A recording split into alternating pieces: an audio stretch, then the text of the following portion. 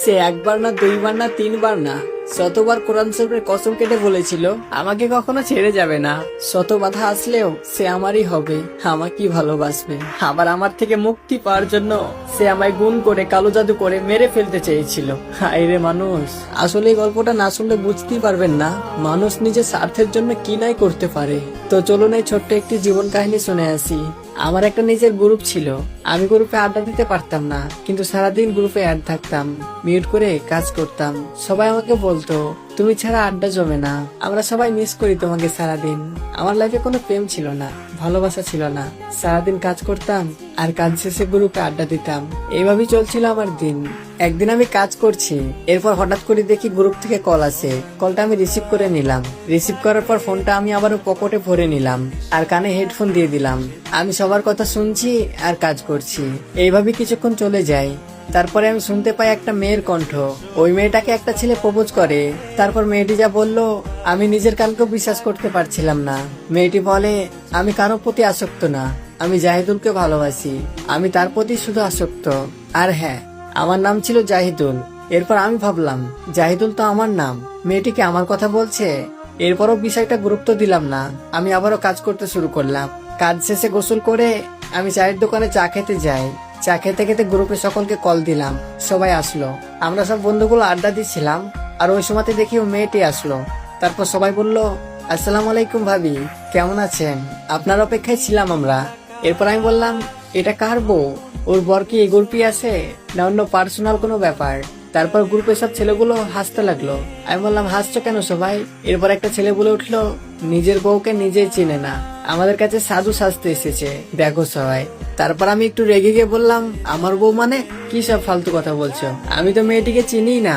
তারপর ওই পাশ থেকে আর একটা ছেলে বলে উঠলো আমাদের সামনে আর সাধু সাজতে হবে না, এটা যে ভাবি সেটা আমরা সবাই জেনে গেছি। এরপর আমি রেগে গিয়ে মেয়েটিকে বললাম আচ্ছা কে আপনি? সবাই আপনাকে ভাবি বলছে কেন? আর আপনি কি আমাকে চিনেন না আমি আপনাকে চিনি? তারপর মেয়েটি বলে উঠলো না আমি আপনাকে চিনি না, তবে আপনার ভয়েসটা, কণ্ঠটা অনেক মায়াবী, আপনার কণ্ঠে আমি আসক্ত হয়ে গেছি, অজান্তে অনেক ভালোবেসে ফেলেছি। মেয়েটির মুখ থেকে এসব কথা শুনে আমার অনেক রাগ হয়, আবার ভালো লাগে। তারপর আমি গ্রুপ থেকে রেগে বেরিয়ে চলে আসি, আর গ্রুপে যাই না। কয়েক ঘন্টা চলে যাওয়ার পর দেখি মেয়েটি আমাকে ইনবক্স করেছে আর বলে আমার একটা ফটো দিয়ে একটা ভিডিও বানিয়ে দিবেন। আমি বললাম আপনাকে চিনি না জানি না, আপনাকে কেন ভিডিও বানিয়ে দেবো? তারপর মেয়েটিকে আমি একটু উল্টাপাল্টা বলে রাগ দেখিয়ে চলে আসি। আরো কিছুক্ষণ চলে যাওয়ার পর আমি ভাবলাম এভাবে মেয়েটির সঙ্গে ব্যবহার করাটা ঠিক হয়নি। এরপর তাকে সরি বলতে চলে যায়। সরি বলি, তারপর মেয়েটি বলল সরি কেন? আমি বললাম আপনাকে অনেক উল্টাপাল্টা কথা বলে ফেলেছি, তার জন্য আমি সরি বলছি, আমাকে ক্ষমা করে দেন।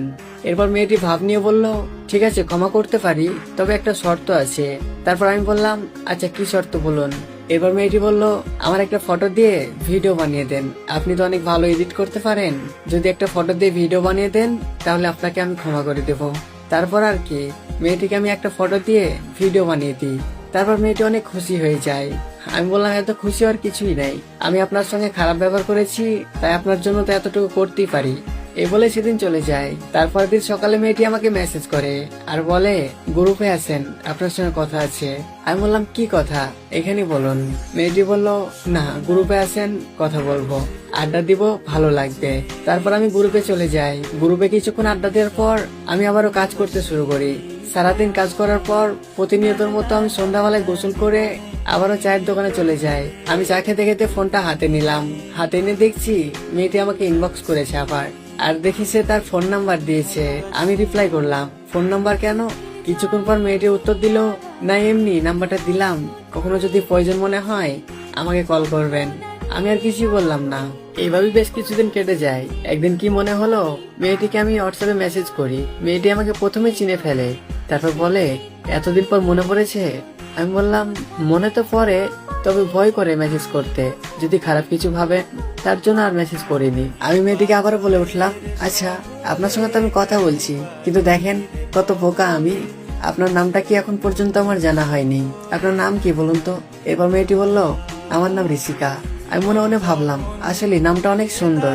এরপর আমি বললাম বাহ খুব সুন্দর নাম তো। তারপরে এইভাবেই তার সঙ্গে আমার কথা বলতে শুরু হলো।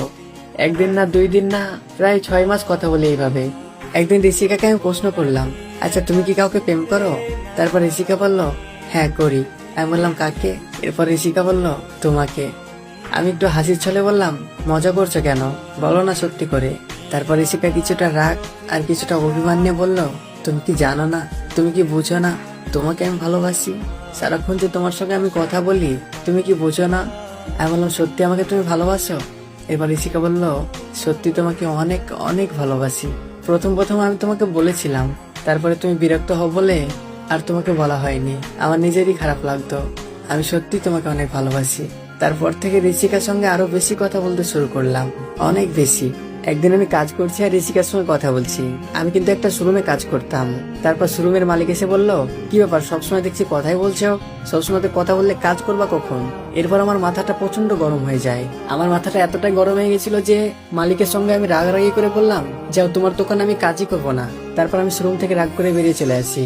সত্যি কথা বলতে ঋষিকার সঙ্গে আমি কথা না বলে থাকতে পারতাম না। কাজ করি অথবা না করি তাকে আমার কলে রাখতামই। 24 ঘন্টার মধ্যে প্রায় আমি ওকে 18 ঘন্টায় কলে রাখতাম। গোসল করি তবুও কলে রাখি, কোথায় ঘুরতে যাই তবুও কলে রাখি। শুধু আমি না, সেও আমাকে সবসময় কলে রাখতে চাইতো। ফোনটা কেটে গেলেই মনের ভিতর কেমন জানি একটা অসুস্থকর লাগতো। এইভাবে আরো বেশ কিছুদিন কেটে যায়। একদিন ঋষিকা আমাকে বলল আমাদের এখানে জলসা আছে, আমাকে কিছু টাকা দাও, আমি জলসা ঘুরতে যাব। তারপর আমি ঋষিকাকে 1500 টাকা দিই জলসা ঘোরার জন্য। এরপর সে জলসা ঘুরতে চলে যায় আর আমিও ফোনটা চার্জে বসিয়ে চায়ের দোকানে চা খেতে চলে যাই। চা খেয়ে রুমে ঢুকছি আর ওই সময়তেই শুনতে পাই একটা ছেলের কণ্ঠ। আমি একটু অবাক হয়ে গেলাম, একটা ছেলের কণ্ঠ কেন শুনতে পেলাম? আমার একটু সন্দেহ হলো। ছেলেটা বলছিল আমি তোমাকে ভালোবাসি, অনেক ভালোবাসি, বিশ্বাস করো আমি তোমাকে পাগলের মতো ভালোবাসি। আর ঋষিকা বলছিল সত্যি ভালোবাসো আমায়? ছেলেটা আবারও বলল হ্যাঁ সত্যি ভালোবাসি তোমায়, অনেক ভালোবাসি। এইসব কথা শোনার পর আমার বুকটা পুরো ফেটে যায় যে আমি এসব কি শুনলাম। আমি নিজের কানকেও বিশ্বাস করতে পারছিলাম না। তারপর আমি ফোনটা কেটে দিই আর অনেক কান্না করতে থাকি। কিছুক্ষণ পর দেখি ঋষিকা আমাকে আবারও কল দেয়। আমি রিসিভ করলাম। তারপর ঋষিকা বলল ফোনটা কেন কেটেছিলা তুমি? তারপর আমি একটু রেগে গিয়ে বললাম আমার ভালো লাগছিল না তাই কেটেছি। কেন, কি সমস্যা? এরপর ঋষিকা বলল তুমি এমন ভাবে কথা বলছো কেন? এরপর আমি বললাম কেমন ভাবে কথা বলছি? এরপর ঋষিকা বলল তুমি এত চিৎকার করে বলছো কেন, আস্তে করে ভালো করে বলো। তারপর আমি একটু শান্ত হয়ে বললাম আর কি করে ভালো করে বলবো, আর কিভাবে আসতে বলবো? তুমি যে আমার সঙ্গে এত বড় বেইমানি করবে আমি কখনো ভাবতেই পারিনি। এরপর ঋষিকা বলল এসব কি বলছো তুমি, কিসের বেইমানি? তারপর আমি সবকিছু বলি, আমি সবকিছু জেনে গেছি, আমার কাছে আর কোনো কিছু লুকাতে হবে না। এইভাবে আমাদের মধ্যে কিছুক্ষণ ঝামেলা হয়। হঠাৎ করে ঋষিকা বলে উঠলো দেখো তুমি যদি এরকম করো, সামনে পুকুর আছে, আমি পুকুরে ঝাঁপ দিয়ে দিব। তুমি কি বোঝো না আমি তোমাকে ভালোবাসি? কেন বুঝতে চাইছো না? এরপর আমি বললাম ঋষিকা রে, তোকে সত্যি অনেক ভালোবাসি। হ্যাঁ আমি জানি তুই আমাকে ভালোবাসিস, বিশ্বাসও করি, তবে আজকে যেটা আমি নিজের কানে শুনতে পেয়েছি এটা কখনো আমি মানতে পারছি না। এরপর ঋষিকা বলল তুমি বিশ্বাস করো ওটা আমি ছিলাম না, আমার বান্ধবীর সঙ্গে একটা ছেলে কথা বলছিল। আমি ঋষিকাকে বললাম তোমার কণ্ঠ কি আমাকে চিনাইবা? ছাড়ো, বাদ দাও। ঋষিকা আবারও বলে উঠলো বিশ্বাস করো তুমি, এসব ভুল, এটা আমি ছিলাম না। তো তুমি কি আমার কথা শুনবা না আমি পুকুরে ঝাঁপ দিব?